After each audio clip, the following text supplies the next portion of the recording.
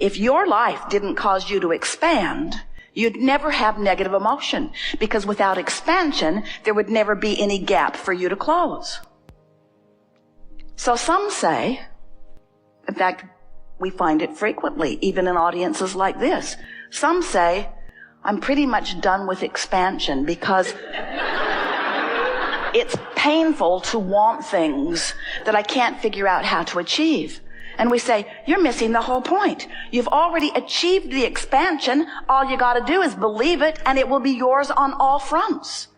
But humans say, oh, Abraham, it's easier for you to believe because you're not waiting for the manifestation. And we say, that's a clue. That's a clue. If you could stop letting the way you feel be dependent upon what's manifesting, how fast it's manifesting, and instead you could let your whole desire be to be aware of your indicator of alignment or resistance, of joy or frustration or worse. If you could let your entire caring be about vibrational alignment, it is our promise to you that the manifestations will take care of themselves so quickly. People watching you will say, what magical power was just bestowed upon you? How is it that suddenly you can merely offer an idea about something and it comes to fruition for you, as if everyone and everything in the universe is backing you up? And we say, because everyone and everything in the universe is backing you up. You are supposed to feel good. You are creative genius. You just got to get control of your vibration. You just got to get control of this creative mechanism that you were born with. And the way you get control of it is by understanding it, by understanding that it is emotionally based. You can't be disappointed and get what you want. Your disappointment is the indication that you're not vibrationally in sync with what you want. It cannot be. And you can't use enough words to explain it. Oh, universe, let me explain to you how much I need this. Let me get on my knees and pray. Let me, from my place of not having what I want, from my place of a broken heart or a pit in my stomach or fear or anxiety, from my place of things going wrong, let me request, let me ask of the universe to deliver to me what I want. And we say, you are asking and it is delivered, but it's delivered in vibrational form first. And you got to line up with the vibrational form before it can manifest in your experience. It's just that simple.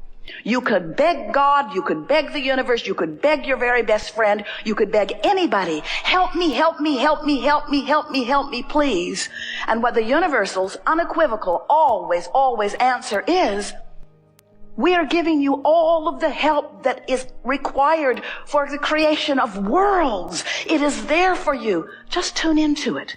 Tune into it. Don't ask the help to come to a vibrational place where the help cannot go. You have to move your vibrational place. You got to move your vibrational place. You got to move the way you feel. And you can do it. It's not as hard as it seems.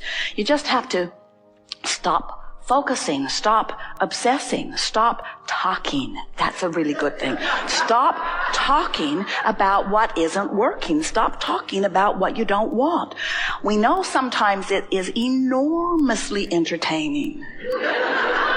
We know that if you get on a negative jag conversation about things that have been going wrong with you, more people that you know will resonate with that conversation than will resonate with your success stories. We know that. We know that often, just for the sake of getting along in the neighborhood, you act like they do. But what we want you to understand is, law of attraction brings you more of what you've been thinking about. So if you've been harping on something, fixated on it, thinking about it maybe only even a little bit, law of attraction says, not literally, but it feels this way to you. It's as if law of attraction is saying, oh, you like that negative thought? Here's another one a lot like it. And here are some people who feel the same way that will discuss it with you. In fact, law of attraction says, we will surround you by all things active in your vibration. So if you want to know what's active in your vibration, look around you. Look around what goes on day by day and notice the things that you are obsessed with, the things that are surrounding you, the things that, here's the best word, the things that you are rendezvousing with. the things, the ideas, the thoughts that you are rendezvousing with are just cooperative components to your active vibration. The people who are coming around you are just cooperative components to your active vibration. So if you want to know what your active, you're often active, you're chronic, if you want to know what your point of attraction is, it's not hard to figure out because you're surrounded by your point of attraction. So if you get on a jag where it feels to you like you're being mistreated everywhere you turn, it's a clue. If nice people are coming up everywhere you go, that's a clue too. If your heart is singing, that's a clue. If you feel ornery, that's a clue. In other words, it's not only what you're feeling, it's what's manifesting. This is all evidence of what you've got going on vibrationally. So we want to be clear about this vortex because we want to remind you that you were source energy before you came into this body, but even though you're now in this body, you are still mostly source energy. The larger part of you did not come into this physical body with you. The larger part of you remains as non-physical energy, projecting life force and well-being to you at all times, holding a steady, consistent tone of well-being, holding it for you, not asserting it to you, not projecting it to you, holding the vibrational tone that is the vibrational DNN core, very core, basic essence of that which you are. It's like the light is always on at home where you have come from. So that vibration is always there for you. And here you are out in the world, focused in this physical body, exploring through the details. And when contrast helps you to know what you don't want, you send a vibrational rocket forward into the vortex, into this vortex of attraction that we are talking about, to where your inner being dwells. You send this advance in terms of manifestation, vibrational rocket forward, and the larger part of you expands because of the desire that you have established. The reason that the larger part of you expands immediately is because the larger part of you becomes an immediate vibrational match to that expansion. For example, if you don't have enough of something you want and you ask for more of it, the larger part of you immediately becomes the vibrational equivalent of that expansion. More clarity, done. More abundance, done. More physical well-being, done. More fun, done. In other words, it does not matter what it is you are asking for, and it really does not matter where you stand personally in your physical body, in your physical time-space reality perspective of life. It does not matter where you stand in relationship to your vortex.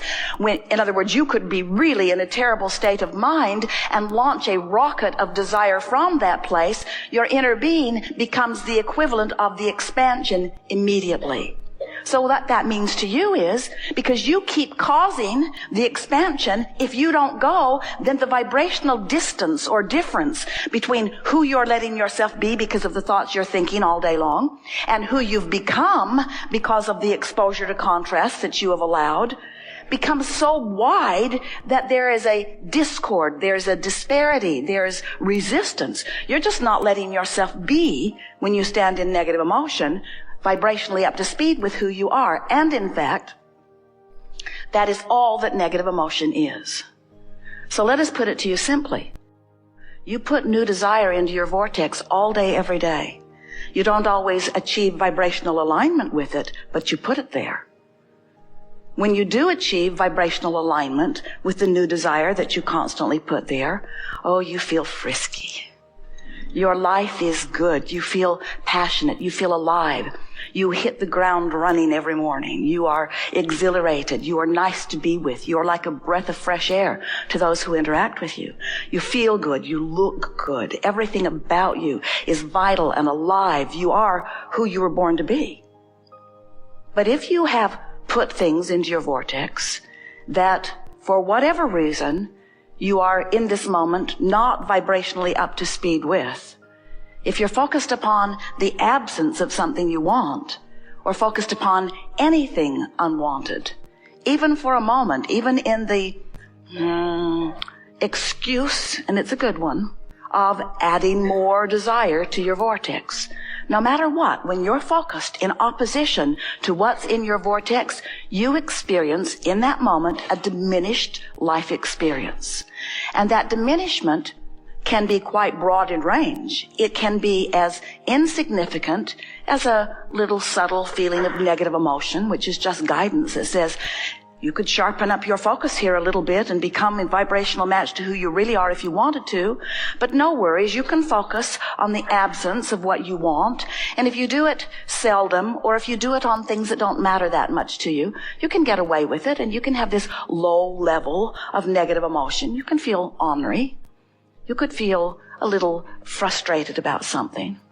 But if you really focus upon unwanted things, if you make them a fixation, if you get obsessed with something that isn't going the way you want it to go, and you begin giving more and more of your attention to it, then you chronically hold yourself in vibrational discord to who you really are, to what you've expanded to what's in your vortex. And when you do that, you feel stronger consequences of the misalignment. Self-imposed consequences, because you could tune yourself into alignment with who you are, or you can tune yourself out of alignment with who you are. And to be really fair with you, we don't know any of you who deliberately tune yourself out of alignment. You don't mean it. You don't say, I'm going to worry about that thing I've been worried about, and I'm going to draw a lot of people into conversation about it with me too. In fact, I think I'll join a group online where we can really chew on this thing that we don't want. You don't deliberately say, I'm going to focus to bring myself out of alignment. You just do it because it's easier to focus upon what's active in your vibration than it is to focus yourself into a better feeling vibration. You cannot create outside of your vibrational offering, and you have control of your vibrational offering. And that's what we desire to assist you in coming into full recognition of here today. We want you to not just know it because it makes sense, or know it because in the moment we know it so unequivocally that you can't help but know it. We want you to know it enough that you practice the knowing of it until you get a real habit of vibration going. Because you are supposed to feel good, and life is supposed to be good for you. And there are enough people around you to cooperate with you on every subject that is important to you, to deliver to you on a daily, moment-to-moment basis a life that anybody, including you who would look at it, would call it divinely inspired. You are magnificent creators, and you've set forth so much wonderful vibrational beginning into your vortex. And we stand in your vortex with all that you have created, understanding all that you have become, eagerly focusing only upon that and calling you forward to that. So that's what this gathering is about as far as we are concerned. Its value to you will be in tuning you, in helping you to allow yourself to be tuned, in helping you through the listening to us to find vibrational stance until you have achieved enough vibrational alignment with the frequency of all of the wonderful things that you've put into your vortex. And by things, we mean you are the creator of you. You are the creator of you in your body. You are the creator of you in your mind clarity. You are the creator of you in your relationships. You are the creator of you in your living environment.